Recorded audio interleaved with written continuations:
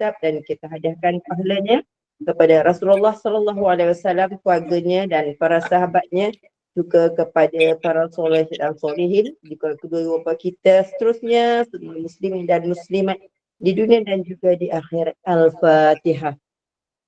أعوذ بالله من الشيطان الرجيم بسم الله الرحمن الرحيم الحمد لله رب العالمين الرحمن الرحيم مالك يوم الدين إياك نعبد وإياك نستعين اهدنا الصراط المستقيم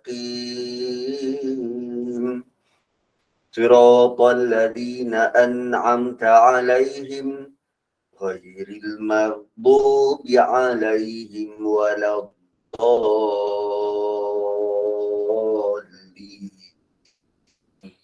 آمين. Amin amin ya rabbal alamin. Untuk meneruskan majlis, saya dengan penuh takzim menyerahkan majlis ini kepada Al-Fadhil Ustaz dengan segala hormatnya. Dipersilakan Ustaz.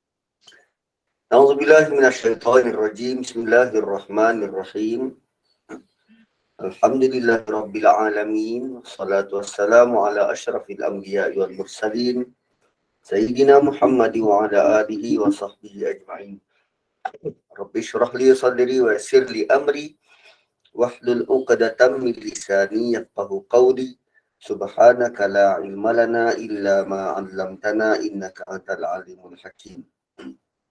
Assalamualaikum warahmatullahi wabarakatuh. Kita sudah lalui suratul Baqarah dan Allah telah datangkan kepada kita beberapa panduan yang penting. Panduan daripada cerita Nabi Adam adalah tentang hidayah yang diberikan kepada seorang manusia, dan risikonya ialah bila dia melakukan kesalahan, maka bebanan besar dan berat tertimpa pada dia. Sebab orang lain semua akan tumpu pada satu pihak, pada satu orang, pada satu individu. Sebab tu menjadi ketua ni berat dan besar. Lalu Allah datangkan kisah Nabi Adam, ingin mengingatkan kepada mana-mana ketua. Ketua keluarga, ketua kelas, ketua grup kutu, ketua Gema Yasin Nur Iman. Ketua tu tanggungjawab dia berat. Dan bila dia melakukan kesalahan, dia perlu tampil untuk bertanggungjawab. Seperti mana Nabi Adam tampil dengan berikan kita satu contoh tauladan yang kita boleh guna sepanjang zaman. Apa dia? Buat salah, bertaubat. Buat salah, bertaubat. Kemudian Allah datangkan pula kisah kedua. Kisah kedua ni bermula daripada ayat 40. Dari ayat 40 dan kita lalui 40 dan 41, kita belajar bahawa selepas hidayah tu diberikan kepada satu individu untuk bawa masyarakat mengenal Tuhan, Allah tukar cara. Instead of beri kepada satu individu, Allah kurniakan hidayah kepada satu kaum. Satu kaum. Dan rupanya kaum ini tak jalan juga. Malah mereka memaparkan kepada kita, Allah datangkan kepada kita, ada beberapa sifat yang tak patut dicontohi. Sifat pertama, dia mewakili kaum dia, menyekat kaum dia dari beriman kepada Nabi akhir zaman. Dia sekat maklumat. Yang kedua, dahlah dia sekat maklumat, dia ambil peluang untuk tunggang pula agama. Dia ambil peluang untuk tunggang agama. So, rupanya menjadi ketua ni, dia punya tanggungjawab besar dan berat. Besar dan berat. Kemana dia nak bawa masyarakat? Kan kalau tadi dia sekat maklumat sebenar daripada kaum dia. Dia tidak tunaikan janji. Wa aufu bi'ahdi ufi bi'ahdikum. Ayat 40. Wa iyaya farhabun. Hanya kepada Allah lah dia perlu mendekatkan diri. Kemudian ayat 41 tentang jangan jual agama. Jangan dia menjadi orang pertama yang kufur terhadap Allah. Jangan jual agama. So, dua sifat itu kita perlu belajar. Dan dia bukan hanya memperkatakan tentang Yahudi Bani Israel, tetapi juga perangai-perangai yang mungkin kita buat. Kita buat tanpa kita sedar perbuatan tu salah. Hari ini kita nak masuk ayat 42. Ayat 42 dan ayat 42 Allah akan paparkan lagi bentuk-bentuk sifat-sifat orang-orang Yahudi dan kita kena periksa adakah sifat-sifat itu kita warisi atau tidak. Okey, kita masing-masing belajar dan periksa. Quran memberitahu wala talbisul haqqa bil batili wa taktubul haqqa wa antum ta'lamun. Wala talbisul haqqa bil batil. Jangan kamu pakaikan hak itu dengan kebatilan. Jangan kamu campur adukkan yang hak dengan yang batil.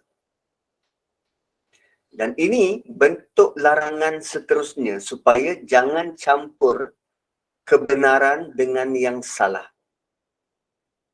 Allah tegur golongan Yahudi yang bermudah-mudah kamu amal tetapi yang lainnya kamu tukar. Yang benda yang mudah-mudah korang buat, tapi yang sukar kamu tukar. Kamu ganti dengan amalan yang kamu reka sendiri. Itulah bentuk batil. Itulah bentuk batil.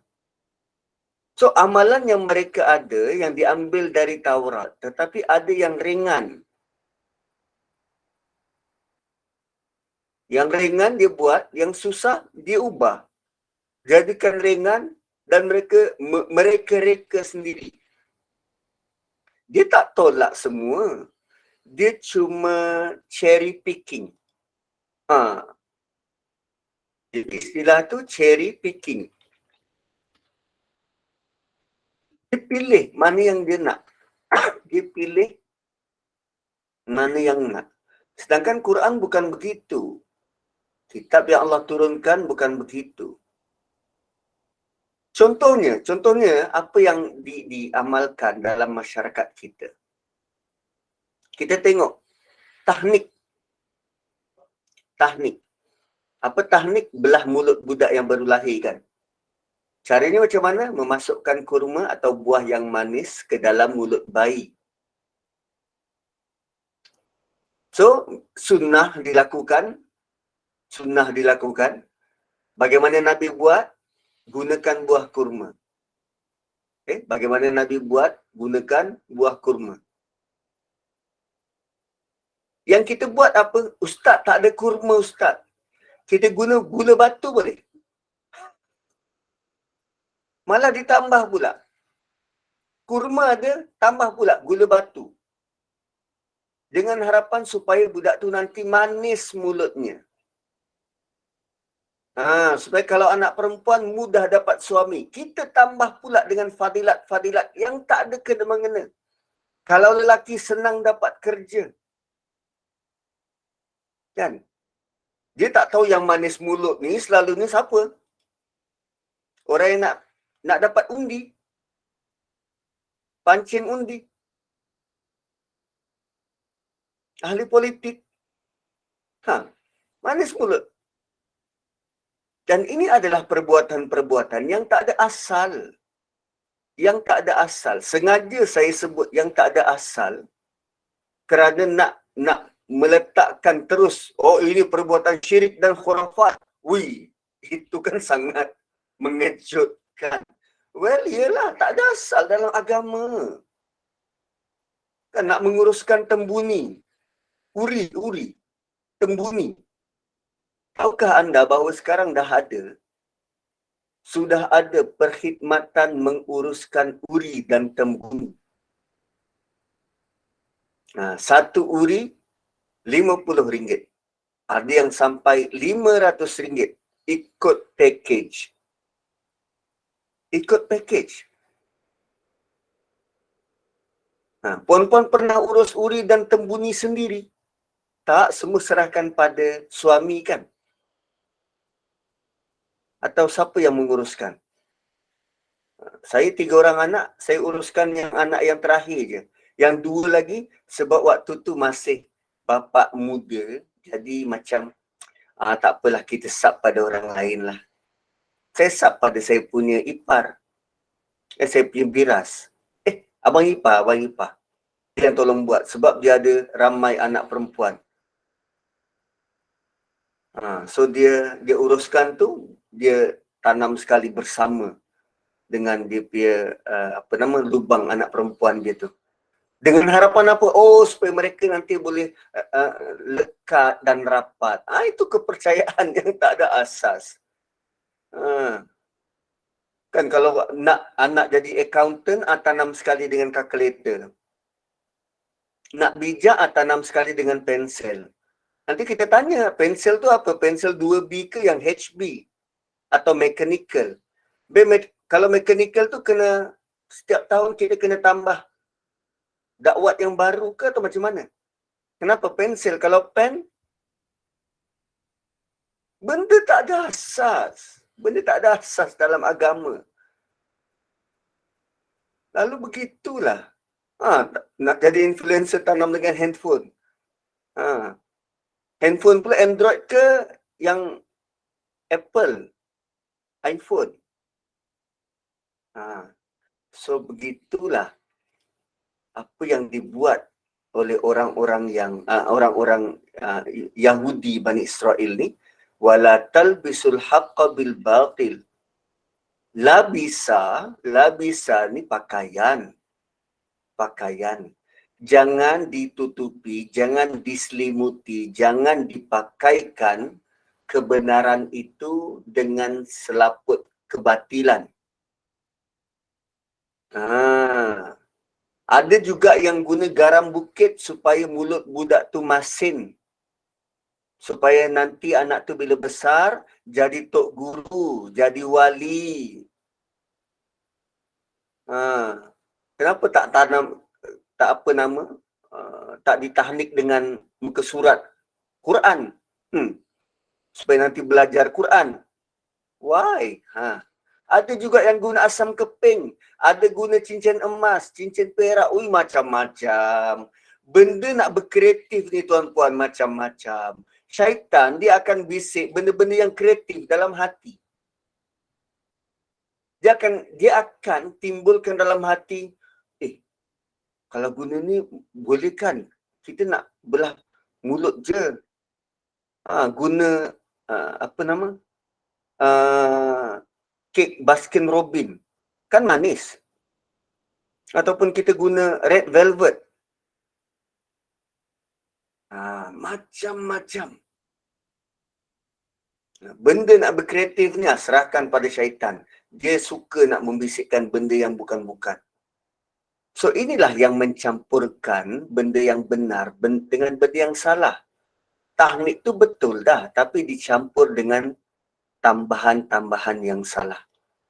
Dan perbuatan ini dinamakan sebagai talbis. Labisa tu. Kan? Labisa tu. Wala talbisul haqqa bil batil. Tu talbis. Kita baca buku Talbis Iblis. Ni talbis. Mencampurkan yang benar dengan yang salah. Bila kita tegur, dia kata, kan tahnik Nabi ada buat. Ini kami buat sunnah. Betul lah kamu buat tu tahnik. Tapi cara. Caranya tu. Syirik mungkin tidak kot. Sebab syirik ni, ia kot ada unsur-unsur itu. ada unsur-unsur syirik kecil. Kita buat begini, mengharapkan begini, kerana ini, dia jadi begini. Bukan kerana Allah. Kerana begini, kerana letak pensel ni, nanti dia jadi begini. Kepercayaan pada benda tu boleh mendatangkan manfaat atau mudarat. Itu syirik kecil lah. Dan ada orang bagi, contoh lain, memberi orang makan di rumah. Memberi orang makan di rumah. Yang ni dikaitkan dengan majlis-majlis itu dan majlis-majlis ini. Sebenarnya tak ada asas dan tak ada asalnya dalam agama. So wataktumul haqqa, kamu sembunyikan yang benar. Wala talbisul haqqa bil batil, tadi diselubungkan kebenaran itu dengan kesalahan. Dan seterusnya, kamu sembunyikan yang benar. Wataktumul haqqa, kamu sembunyikan yang benar. Kamu sembunyikan yang hak itu dari diajar kepada manusia. Sedangkan mereka tahu apa yang mereka telah sembunyikan. Yahudi, rahib tu bila dia mengajar Taurat, bila sampai kepada mereka syariat yang sukar, mereka ubah tafsiran tu ikut kepala sendiri. Mereka tak ubah teks asal. Tetapi cara mereka syarah itu dengan mereka cipta sendiri. Tuan-puan, Taurat diturunkan dalam bahasa asal.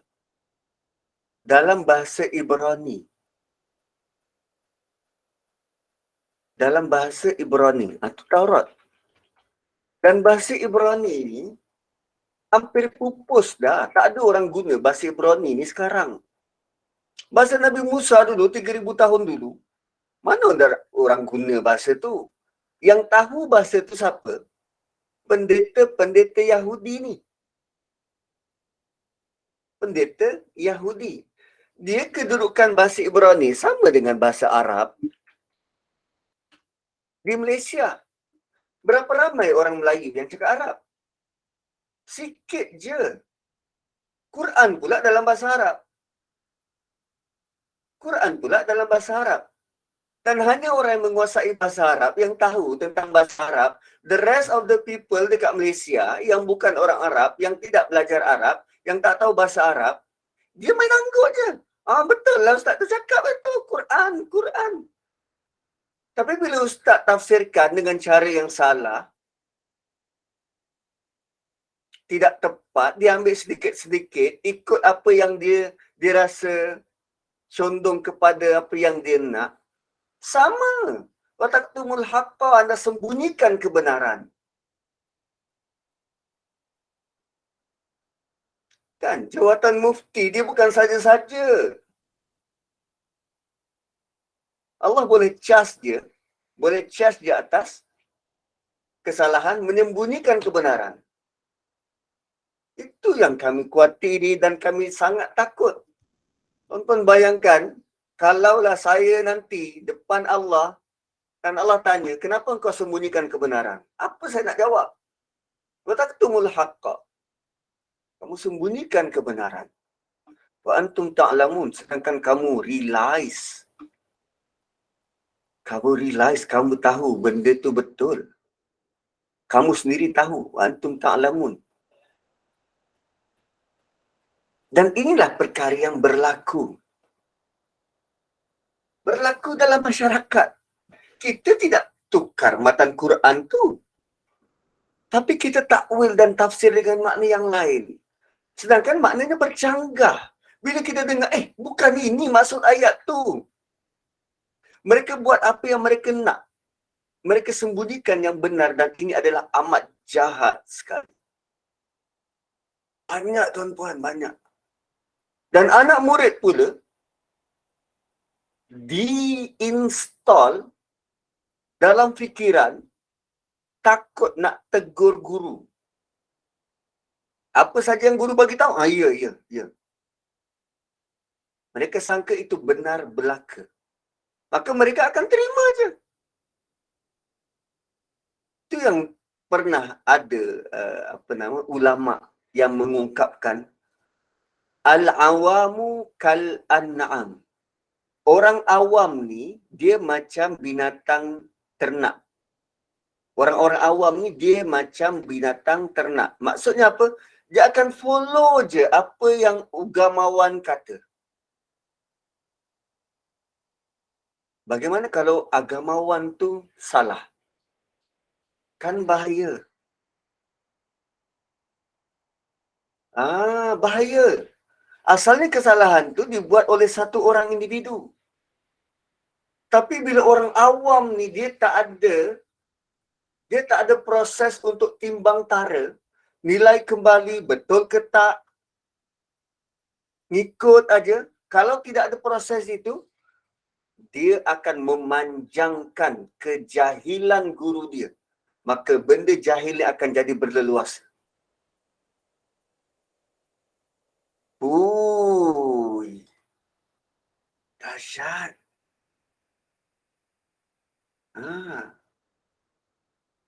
Ya, ada guru yang tak bagi tanya. Sedangkan Nabi Ibrahim bertanya pada Allah. Malaikat yang kita belajar sebelum ni, ayat sebelum ni, bertanya pada Allah.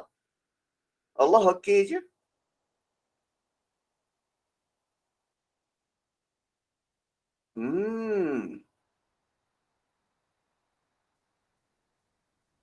Sebab tu, cara hidup, gaya hidup seperti millah Ibrahim. Bukan agama millah Ibrahim yang orang bawa sesat tu. Millah Ibrahim ini, gaya hidup Nabi Ibrahim ini perlu disuburkan dalam masyarakat. Apa gaya hidup Nabi Ibrahim? Dia adalah pemikir. Dia berfikir. Apa yang berlaku, kalau tak kena dengan cara dia berfikir, dia akan tanya, dia akan soal. Contohnya peristiwa macam ni. Satu malam, bukan malam, pagi kot. Awal pagi, pukul 3, pukul 2 macam tu. Ada tetamu datang rumah dia. Awal pagi. Berapa ramai? 3. 3 orang ketuk pintu datang rumah dia.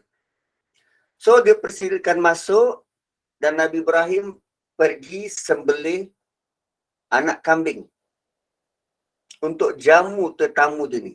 Jam berapa? Awal pagi. Tetamu datang, dia sembelih anak kambing nak jamu tetamu dia ni. Kita, tetamu datang lewat malam pukul 11, pukul 12. Kita jamu apa? Kita tak jamu. Persilakan dia masuk rumah pun tak. Borak depan pintu je. Sebab dah lewat. Tapi tidak bagi Nabi Ibrahim. Dia jamu dengan anak kambing. Lalu bila hidangan tu sampai depan tetamu, tak seorang pun tetamu tu usik makanan tu. Lalu dia sudah rasa cuak. Sebab ikut amalan masyarakat zaman itu, kalau orang yang datang tu berniat jahat pada tuan rumah, dia tak akan makan atau tak akan minum apa yang dihidangkan oleh tuan rumah. Takut-takut terhutang budi. Lalu dia tak jadi nak buat jahat, nak bunuh ke apa. So, melihat tetamu dia begitu, tak sentuh makanan, dia rasa takut. Setelah nampak riak Nabi Ibrahim, rasa takut, barulah tetamu dia bercakap. Kami datang nak bawa berita gembira. Isterimu akan mengandung anak kedua. Isteri dia yang di balik tirai dapur dengar, ketawa terbahak-bahak. Sebab impossible. Kami bukan muda, kami dah 80 lebih tahun, 90 tahun. Ada ulama sebut 95 tahun. Takkan boleh mengandung lagi. So tetamu yang datang dia jawab, kazalik, begitulah Allah nak. Begitulah Allah nak. Kita kalau dengar berita tu, orang datang bawa berita, isteri kita akan melahirkan anak, akan mengandung dan melahirkan anak. Setelah lama mencuba, tak dapat-dapat. Apa kita buat? Ui, seronoknya. Seronok sampai lupa yang rumah kita ada tetamu. Tapi Nabi Ibrahim, dia tengok 3 tetamu datang, dia tanya, itu je? Atau kamu ada misi lain yang lebih besar?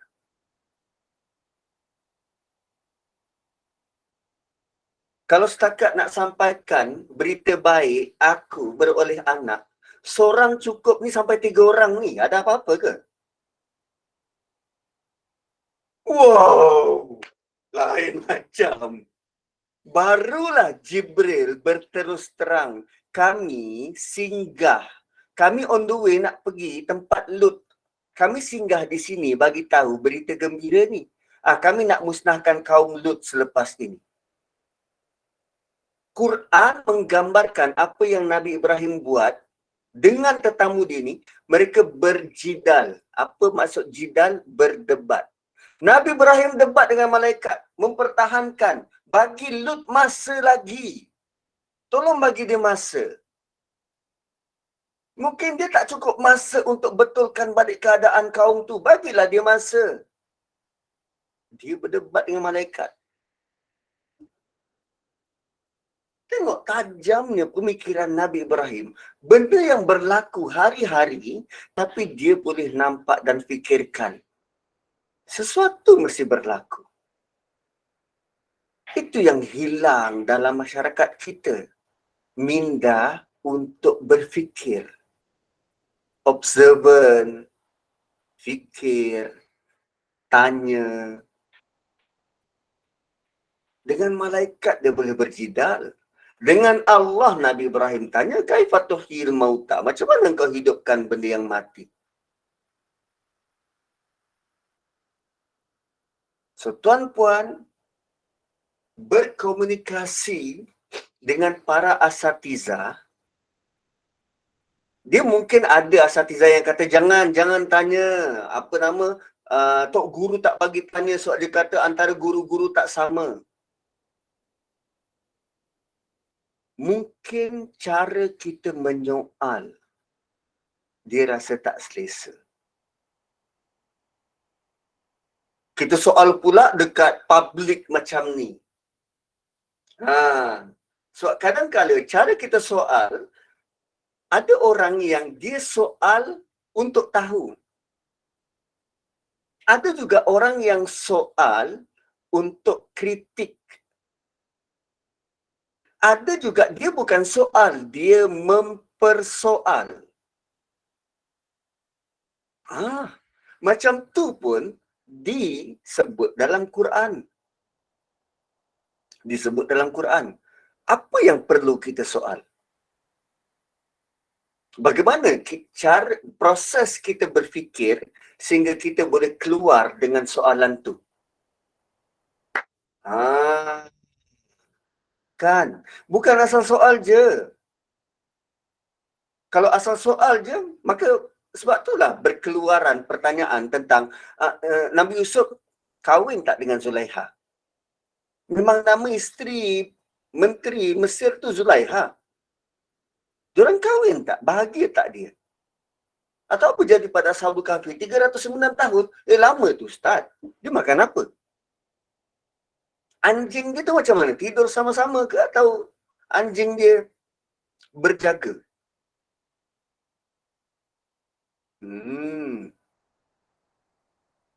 So mungkin itu antara sebab kenapa para asatizah agak defensif bab soalan.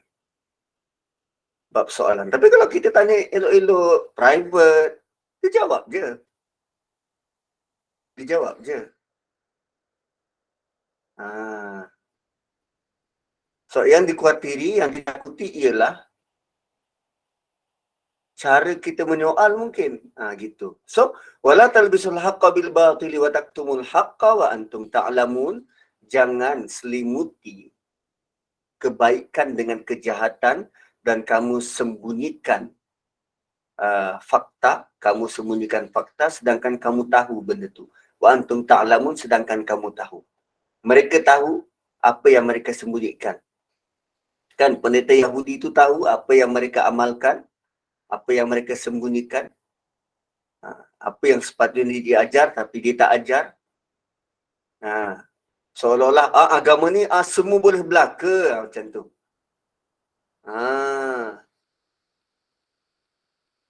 Kan ada juga bentuk dia seolah-olah tidak pernah membaca tentang kesalahan-kesalahan yang dilakukan oleh ahli kitab. Kan bila dia buat perbandingan agama, dia macam tak pernah tahu tentang apa yang pernah dibuat oleh pendeta-pendeta Nasrani dan Yahudi ni terhadap kitab mereka. Lalu dia kata sama je agama dulu dengan agama sekarang, padri dengan mufti itu sama je. Nak menunjukkan konon-kononnya Islam itu terbuka, liberal, sama, mementingkan kebaikan, boleh belaka. Sedangkan banyak bentuk kesalahan-kesalahan yang mereka buat dan sembunyikan. Ayat Quran banyak je yang reveal bentuk kesalahan mereka.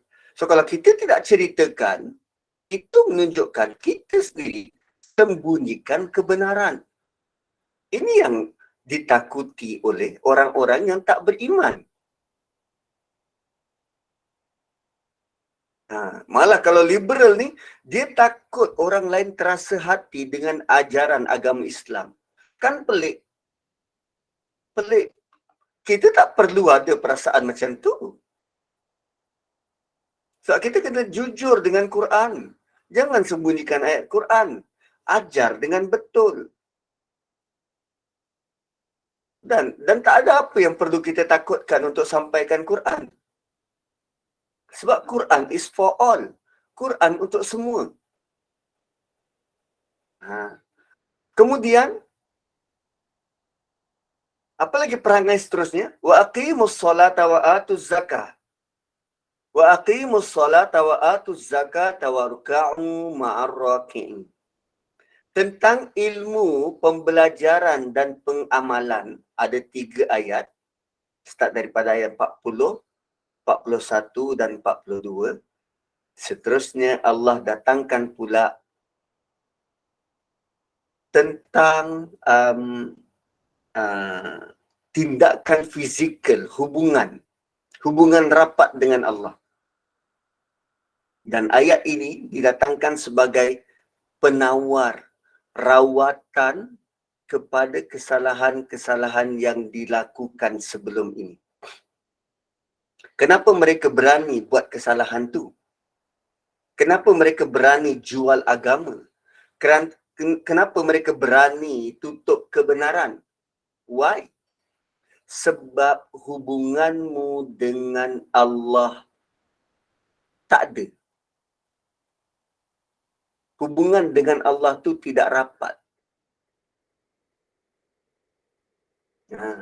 Sebab dalam agama, kalau kita tidak cinta Allah, kita lebih cinta dunia, kita sanggup gadai agama ni untuk dunia.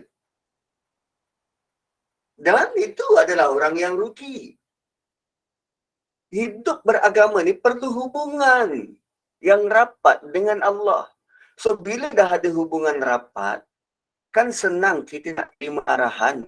Tidaklah kita tutup-tutup, tak nak cerita.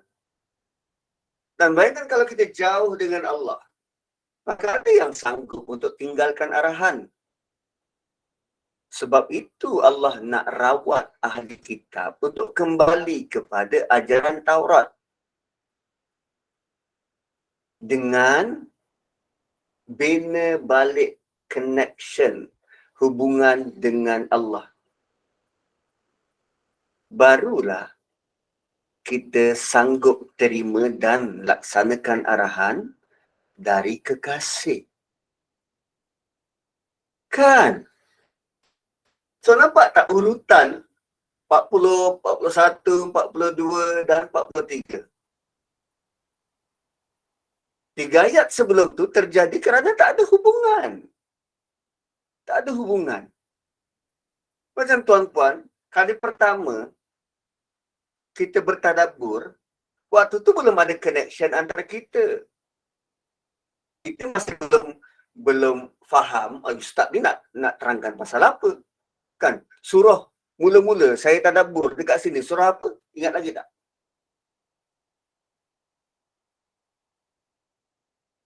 Kan tak ingat, aku tahu.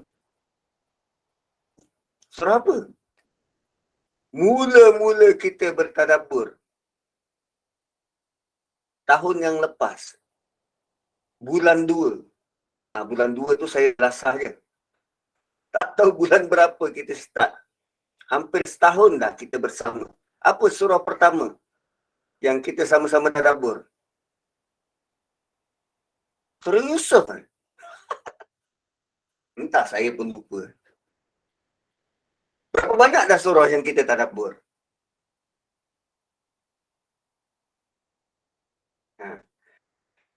Surah pertama kita tadabbur bersama ialah surah Yasin. Yasin. Habis surah Yasin, dengan opah pun sama surah Yasin, dengan bonda pun sama surah Yasin. Lepas tu baru surah Naba, juzuk 30. Untuk bonda ni dah habis, dah settle juzuk 30. Kemudian kita start daripada awal. Fatihah dan sekarang Baqarah. Kalau kelas opah tu, dia dah ada beberapa surah. Dia celup-celup surah-surah tu. So, bila dah ada hubungan tu, baru kita memahami. Oh, macam ni bentuk dia. Oh, ustaz sebut macam ni, okey, saya boleh terima, acceptable. Oh, ustaz sebut macam ni, tak boleh lah, tak boleh terima. Tapi okey je, berlapang dada untuk menerima perbezaan pandangan. So, sekarang ni nak bina hubungan dengan Allah bagi mengelakkan kesalahan-kesalahan yang pernah dilakukan seperti mana orang Yahudi pada ayat 40, 41 dan 42. Bagaimana nak bina hubungan tu? Waqimus salah. Hendaklah kamu bersama-sama, aqimu ramai, kamu berjamaah mendirikan solat. Qama, mustaqim, aqimu, kata akarnya sama. Bangunkan. So, jalan yang kita lalui, jalan yang semakin tinggi. Semakin bangun, semakin naik. So, solat tu aqimu, dibangunkan. So, bila sebut didirikan, dibangunkan, sekarang kita punya solat tingkat berapa? Kita sudah bangunkan solat ini daripada awal akil baligh.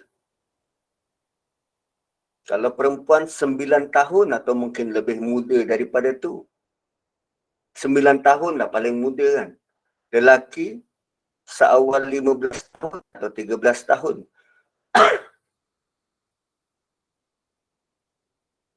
Kalau kita daripada 15 tahun lelaki, 9 tahun wanita, sekarang usia 60-70 tahun, berapa tinggi dah tu bangunan yang kita dirikan, solat yang kita dirikan. Kan bila aqimu, dirikan, macam kita bina bangunan tu makin lama makin tinggi, sepatutnya hubungan kita dengan Allah makin dekat sebab dah makin tinggi. Semakin meninggi. Kan semakin menuju ke langit. Dah tentu hubungan tu makin dekat.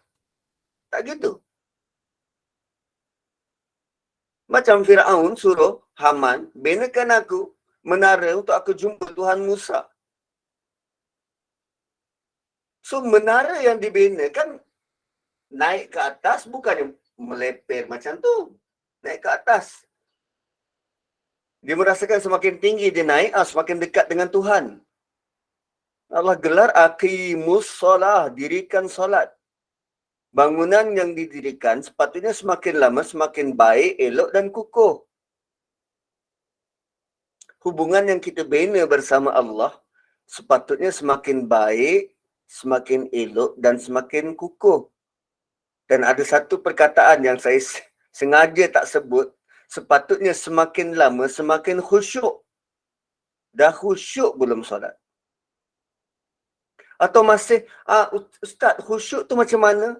Loh, dah lama sembahyang baru tanya khusyuk tu macam mana? Entahlah Ustaz, macam tak khusyuk-khusyuk lah. Sebab tak tahu khusyuk tu macam mana. Atau bagaimana? Malah saban tahun pula kita buat kursus pemurnian solat. Loh, berapa kali kursus dah? Kan. So, adakah kita benar-benar membina solat kita? Aqimu. Benar-benar bina solat. Atau lepas pencen dapat gratitude, kita lebih suka bina dapur tambahan atau bina bilik tambahan. Dirikan rumah idaman berbanding kita berusaha belajar membina dirikan solat. Jeng. Ni saya cakap ni pada diri saya lah ni. Ingatan pada diri sendiri. Saya tak sebut tuan-puan, saya tahu tuan-puan dah tentu khusyuk. Saya sendiri. Nak dirikan solat. Lagi-lagi orang yang kat depan tu imam tu.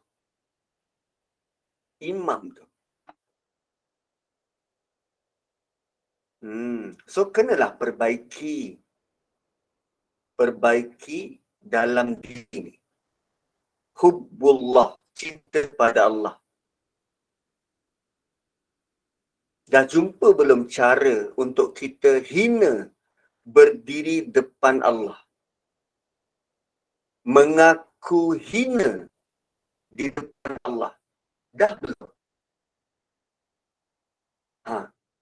Bila kita dirikan solat, dirikan kan kita bina, kita tinggikan hubungan dengan Allah. Kita tinggikan hubungan tu, kita ikut sama tinggi ke? Tak, kita ni hina, kita ni rendah. Hina. Dah jumpa belum cara nak menghina diri depan Allah? Atau kita tak rasa apa-apa? Tak ada Ustaz, tak ada. Kan? Sebab falsafah solat tu adalah meninggikan Allah dan menghina diri kita. Lihat, kita ni rendah. Malah tanpa paksaan kita sanggup rendahkan kepala dalam rukuk. Bukankah kedudukan rukuk tu sama macam lembu? Sama setara dengan binatang berkaki 4. Waktu rukuk tu. Sama tak dengan Al-Baqarah ni? Lembu betina tu.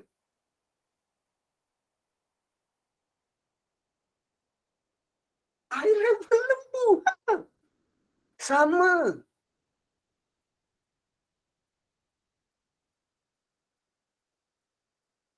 Malah lebih dari itu.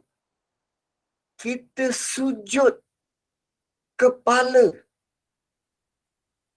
lebih rendah dari lembu. Kita rasa tak yang kita hina? Tak ada Ustaz rukuk dan sujud je. solat ni perlu dibawa berserta dengan emosi. Belajar bawa berserta emosi. Itulah dirikan. Kita sudah belajar tentang rukun fizikal, apa pergerakannya. So, tubuh badan kita ni, manusia ni, dia bukan hanya bawa fizikal tu, bukan hanya bawa debu dan tanah, tetapi dia ada unsur roh, emosi, perasaan, apa yang kita fikir, apa yang kita rasa, apa yang kita ucap, apa yang diungkap, bawa bersekali dalam solat. Itulah dirikan bersama-sama. Sebab kadang-kadang kita tak rasa apa pun, kita sujud berbanding apa? Buntut sendiri. Lebih rendah daripada buntut sendiri. Ataupun lebih rendah daripada perut. Ataupun kemaluan sendiri. Tapi kalau kita solat berjamaah, kita sedang sujud. Depan kita buntut orang lain.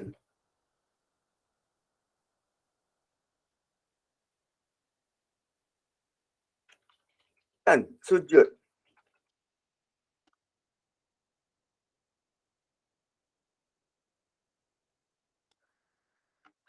Ni kepala.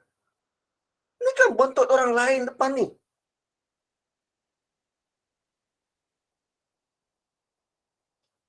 Mana lebihnya kita? Tak ada.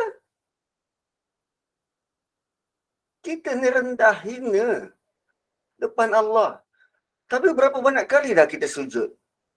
Dan apa kesan sujud tu pada kita? Tak ada.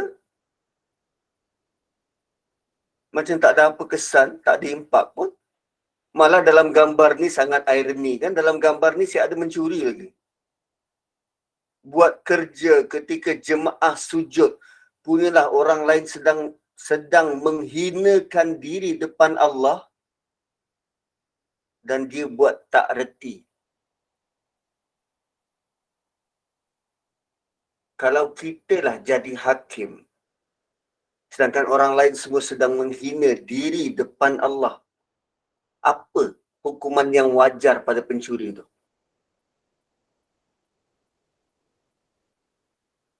Apa hukuman yang wajar pada orang macam tu? Setakat potong tangan, dia tak rasa hina.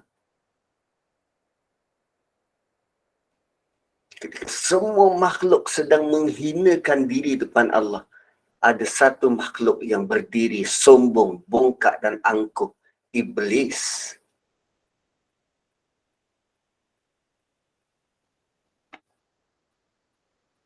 Tuan-puan, kalau sujud kita tidak memberi kesan,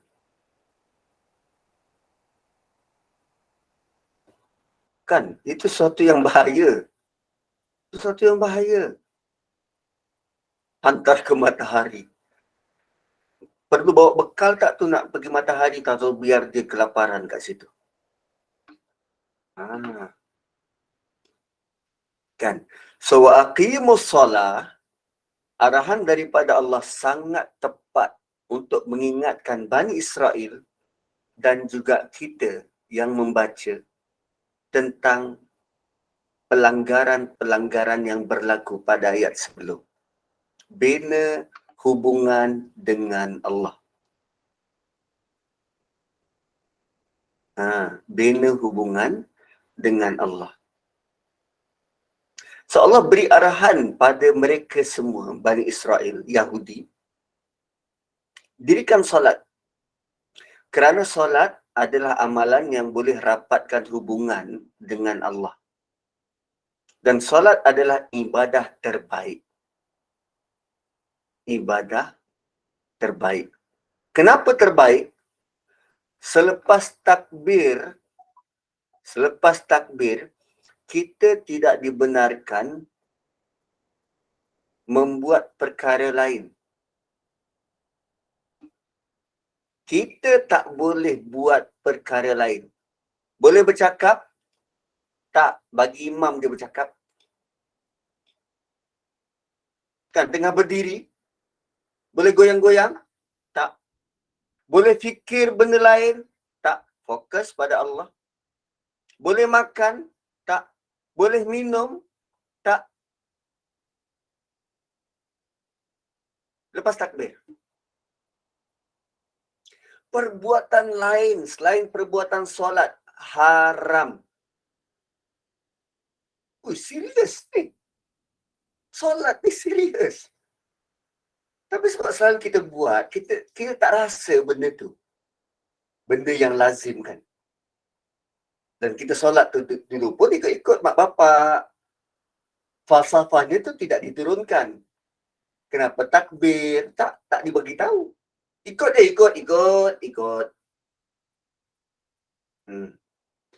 Lepas takbir, kita boleh buat apa? Tak boleh buat apa-apa. Berdiri, tegak.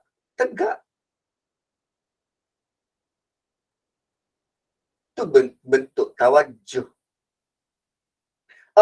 Kejap. Waktu solat boleh selfie.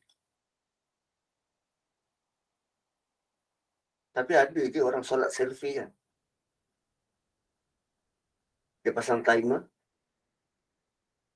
Sebelum takbir, dia tekan dulu. Lepas tu bertakbir. Allahu Akbar. Selfie. Dia yang solat laju je. Laju. 2 rakaat. 1,5 minit. 2 rakaat 1,5 minit. Sedangkan level ibadah lain. Sambil tawaf orang masih bercakap dalam telefon. Masih boleh selfie. Dan tawaf tu masih sah. Tetapi solat tak.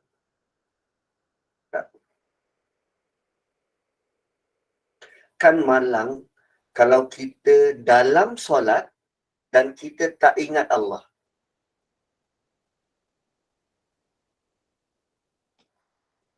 Kan malang, kita dalam solat, kita tak ingat Allah. Macam mana nak repair hubungan tu? Katalah saya bersalah dengan Kak Intan. Atau saya bersalah dengan Bonda. Kan kami bergaduh mulut. Bertengkar. Lepas tu saya rasa bersalah dan saya nak perbaiki hubungan.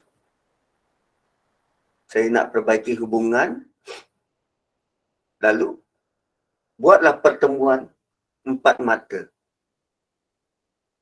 Pertemuan 4 mata, nak bermaaf-maaf. Nak menerangkan kedudukan. Tapi waktu berjumpa, saya duk main handphone, layan call, layan WhatsApp. Bonda ada dekat depan. Kak Intan ada dekat depan. Adakah benda tu berhasil? Kan gaduh dengan orang rumah. Lepas tu nak berbaik-baik macam tak serius. Dan kita buat tu hari-hari. Waktu solat tak ingat Allah. Hari-hari. Macam manalah rasa dia tu?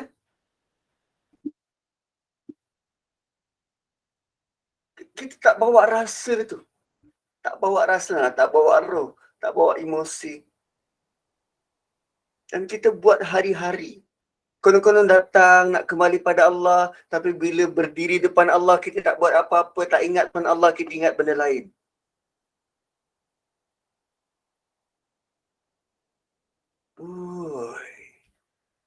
Wah. So, belajar solat dia bukan sekadar belajar fizikalnya, tapi apa yang kita perlu bawa? Jiwa dan raga. Jiwa dan raga. Kan wajah tu wajhiya lilladzi fatara samawati wal ard. Aku bawa jiwa dan ragaku menghadap Allah yang memiliki langit dan bumi. Tapi waktu kita tengok Korea, kita boleh bagi fokus sepenuhnya sehingga kalau anak kita lalu menghalang sedikit pun pandangan, tersanggup jerkah dan marah. Tak tahu ke dia di tengah tengok berita jam 8? Tak tahu ke dia di tengah tengok Korea, tengah tengok subtitle. Engkau lalu mengganggu. Bukan tak boleh. Rewind. Oh, kenapa wajah? Kerana wajah yang kita bawa ni, wajah yang kita bawa ni, kalau kita berdepan dengan orang, kita bawa watak dan wajah berbeza. Depan anak, watak dan wajah berbeza. Depan isteri, watak dan wajah berbeza. Depan mak bapak, watak dan wajah berbeza. Depan jiran, watak dan wajah berbeza. Tapi depan Allah, kita boleh sembunyikan ke wajah kita? Kita tak boleh sembunyikan. Tuan-puan, Allah tahu buruk dan baik kita. Allah tahu hati kita. Allah tahu dosa kita. Allah tahu apa yang kita sembunyikan. Dan sekarang kita berdiri depan Allah, menghadap Allah yang tahu apa kita ni. Kita kecewa ke, kita sedih ke, kita penat ke, kita gembira ke, kita happy ke. Semua Allah tahu. Tapi kita pula buat-buat tak tahu, buat-buat. Huh.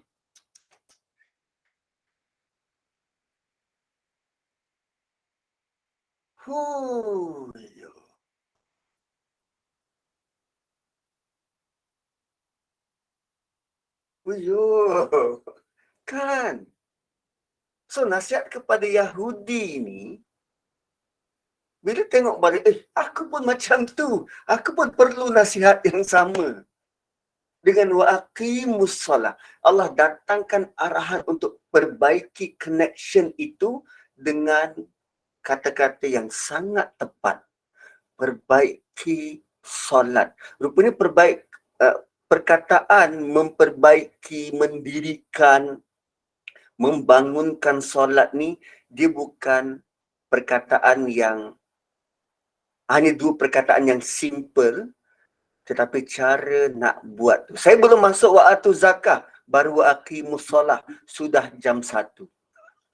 Sudah jam 1. So, menuju solat zuhur ini hari.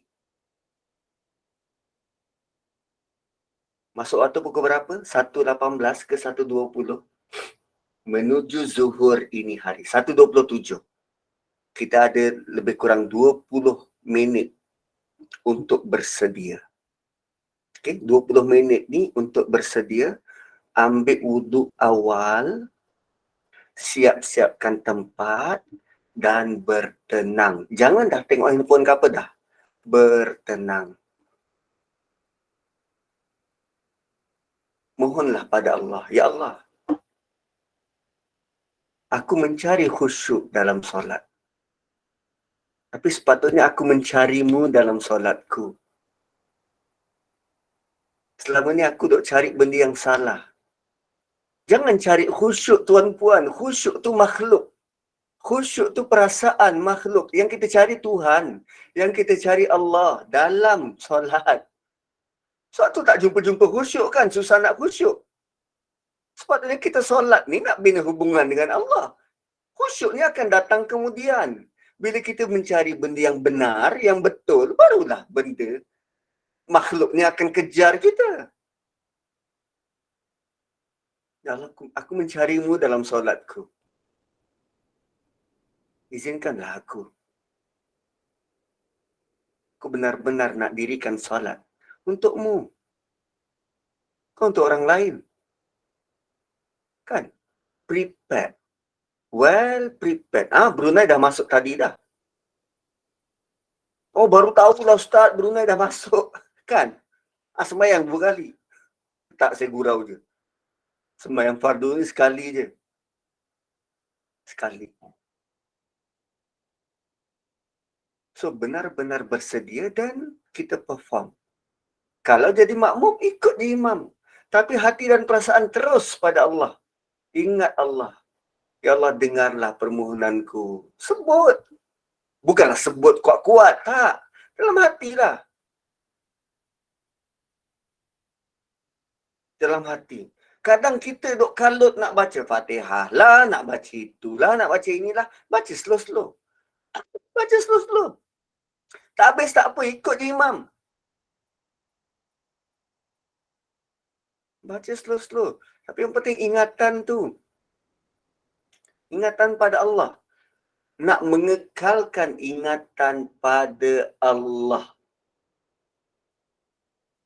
dalam solat. Itu yang sukar. Kerana syaitan duk bisik. Dia akan datangkan bisik gambaran macam-macam sebab kita nak bina hubungan dengan Allah tu. Syaitan tak suka. Itu namanya mujahadah. Bawa sekali emosi kita, bawa perasaan kita gembira dapat jumpa Allah. Rasa damai, rasa tenang. So nanti akan datang khusyuk tu dalam pelbagai perisa. Saya suka menggambarkan khusyuk ni begini tuan-puan. Khusyuk ni hidangan. Khusyuk ni hidangan. Hidangan apa? Hidangan rasa. Bila kita bertemu Allah di rumah dia, di masjid, kan Allah sebagai tuan rumah. So sebagai tuan rumah, bila tetamu datang, dia akan sediakan jamuan, hidangan. Hari ini mungkin jamuannya patin. Esok lusa daging masak kicap. Kan tulat pula ayam goreng kunyit. Well, dia tuan rumah. Dia akan bagi hidangan. So, hidangan ni dia ada rasa. Yang sekarang kita dapat adalah hidangan rasa. Kalau benar kita bersedia, Allah akan bagi hidangan rasa tu. Rasa apa? Rasa pilu, rasa syahdu, rasa bahagia, rasa tenang. Kadang air mata keluar tak terkawal. Itu rasa khusyuk Allah bagi. Rasa. Dan kalau kita tak prepare, kita akan rasa lalai. Rasa mengantuk, rasa malas, rasa penat. Rasa. Khusyuk tu datang dari Allah. Bukan kita cari, bukan kita boleh cipta. Khusyuk datang dari Allah. Carilah dia, Allah bagilah khusyuk. Tak gitu. Kan? So, saya tinggalkan tuan-puan pada ayat 43. Wa aqimus solah. Aqimu dalam bentuk jamak. Kamu semua dirikan solat. So, solat ni jemaah. Berjemaah.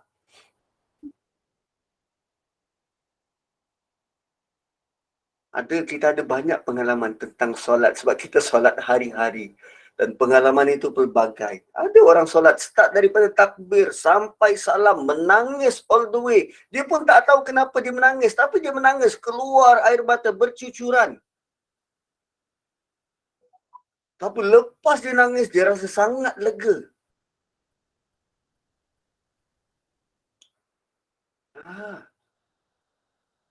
Luar biasa. Luar biasa. Dan last, sebelum kita berhenti pada hari ini, saya nak tunjuk di penghujung surah Al-Fath. Penghujung surah Fath,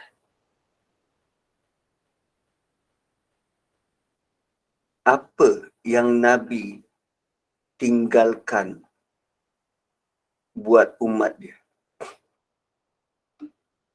Apa yang Nabi tinggalkan buat umat dia. Allah kata, tarahum rukka'an sujjada. Tarahum rukka'an sujjada. Engkau melihat mereka, sahabatmu, umatmu, rukuk, sujud.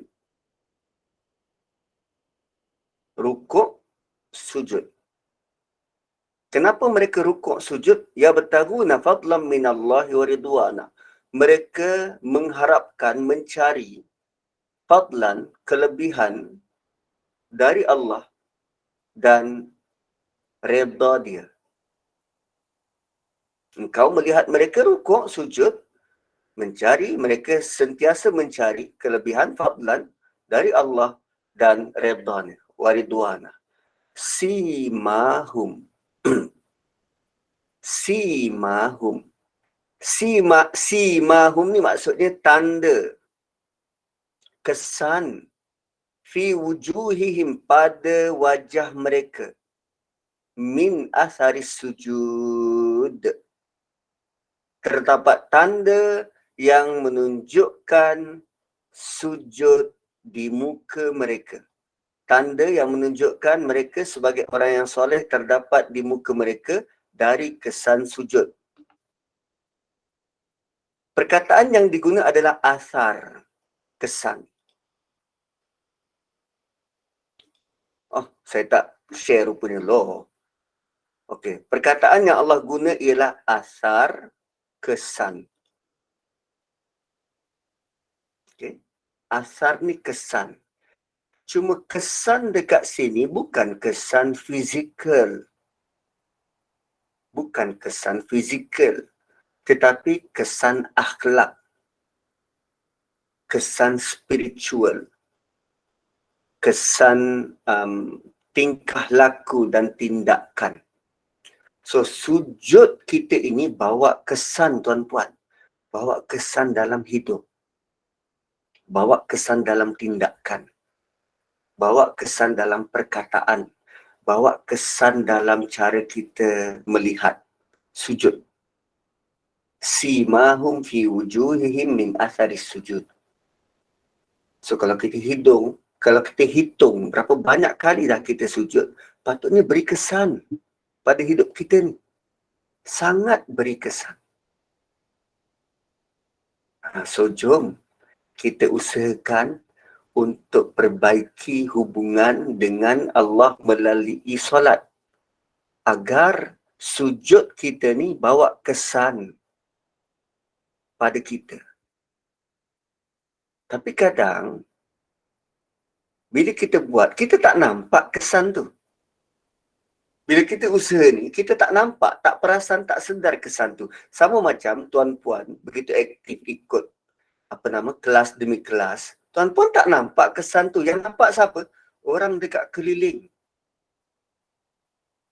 So, bila kita usahakan tumpukan untuk memberi kesan pada sujud, yang akan perasan anak kita, isteri kita, suami kita, orang dekat keliling. Cara ni macam mana dia akan tegur? Lain dah. Ibu sekarang lain dah.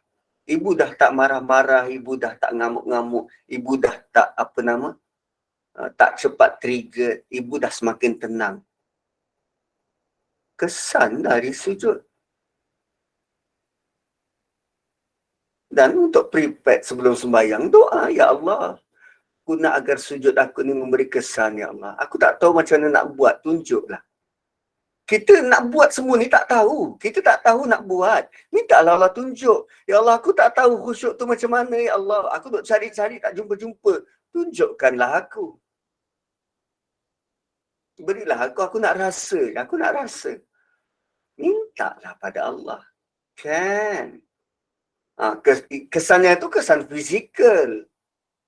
Tu yang orang duk tonyo dahi dia sampai hitam legam. Sedangkan ayat yang digunakan adalah asar. Asar ni bukan kesan fizikal. Asar ni kesan spiritual. Ustaz, kalau solat depan Kaabah, saya perhatikan orang Arab muka mereka lekat dekat Kaabah. Okey, yang itu kalau dekat multazam, memang Nabi pernah buat begitu. Nabi suka berehat-rehat dekat multazam, tangan naik atas, dilekatkan muka dekat situ. Nabi pernah buat, itu sunnah. Tapi kerana tempat tu terhad, kecil, dan ramai orang.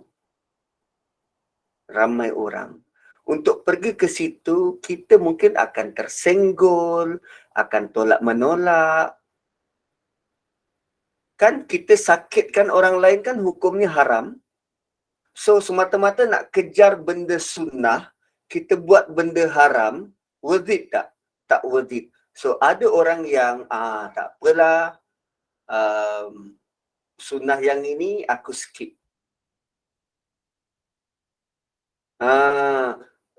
Cium hajar aswad.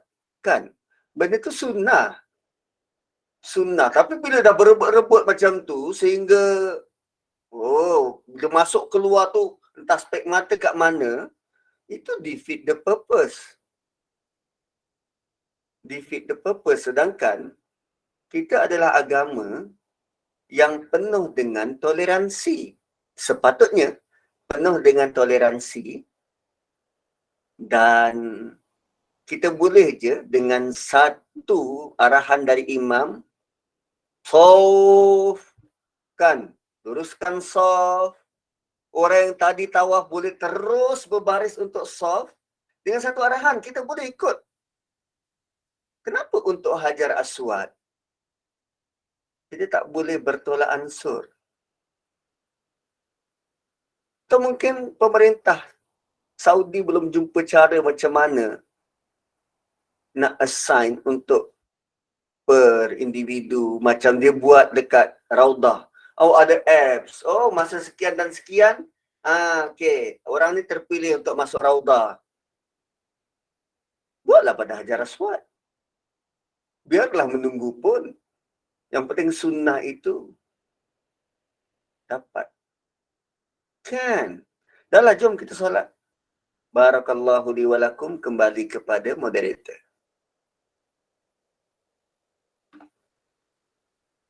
Saya pun selalu belum ada rezeki nak cium Hajar Aswad. Atau memang saya tak nak cium pun sebab nak berebut-rebut. Malas.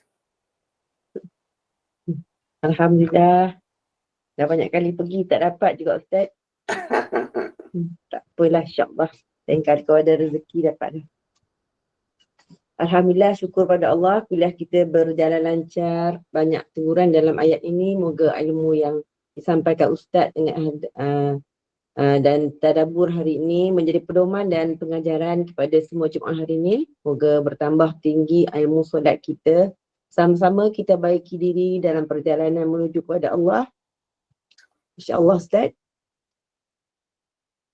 Doa kita, moga Allah terima solat dan segala amal baik kita, insyaAllah. Kita tangguh pengajian kita hari ini Ustaz, hingga ke hari lain. Mohon saya buat sedikit bahan kuliah untuk hari ini Ustaz. Pada pukul 8 malam, ada kuliah maghrib bersama Al-Khatib Meja Ustaz Manaim bin Haji Ahmad Al-Hafiz, bacaan Yasin, tahlil, doa dan surah Al-Mulk. Pada pukul 9 malam, ada kuliah Isyak bersama Ustazah Humairah binti Muhammad Saleh, tafsir Al-Quran. 9.15 malam, kuliah Isyak bersama Al-Fadil Ustaz Abdul Wan Abdul Halim bin Muhammad Yusuf, tafsir surah Al-Ghasiyah, seri ketiga. Dengan itu, saya ucapkan ribuan terima kasih pada Ustaz, terima kasih pada JNI, terima kasih pada semua jemaah. Saya mewakili Gemah Nur Imam mohon ampun dan maaf anda ada sebarang kekurangan di dalam majlis kita pada tengah hari ini. Segala yang baik itu adalah daripada Allah, yang buruk itu adalah daripada kami sendiri. Bagi mengakhiri majlis, mohon Ustaz bacakan doa penutup, tasbih kafarah dan surah Al-As. Dan saya sudahi dengan wabillahi taufiq wal hidayah. Wassalamualaikum warahmatullahi wabarakatuh. Silakan Ustaz. Subhanakallahumma bihamdik, nashhadu an la ilaha illa anta wa nastaghfiruka wa natubu ilaik. Wal asri innal insana lafi khusr illa alladhina amanu wa amilus solihat wa tawasaw bil haqqi wa tawasaw bis sabr. A'udzubillahi minasyaitonir rajim. Bismillahirrahmanirrahim. Alhamdulillahi rabbil alamin wassalatu wassalamu ala asyrafil anbiya'i wal mursalin Sayyidina Muhammad wa ala alihi wa sahbihi ajma'in. Ya Allah, di hari ini Allah kami mohon padamu agar engkau ampunilah dosa-dosa kami, dosa kedua orang tua kami, ya Allah. Berikanlah ke atas mereka kelapangan, kekuatan untuk beribadah padamu. Ya Allah, wahai Tuhan kami, terimalah amal kebaikan, ibadah kedua orang tua kami, ya Allah.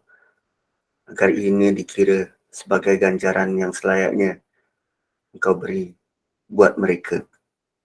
Ya Allah, wahai Tuhan kami, menjelang waktu zuhur pada hari ini, kami hamba-Mu yang begitu dhaif dan lemah, mohon panduan dan petunjuk dari-Mu, agar kami dapat benar-benar memahami arahan oleh-Mu agar mendirikan solat.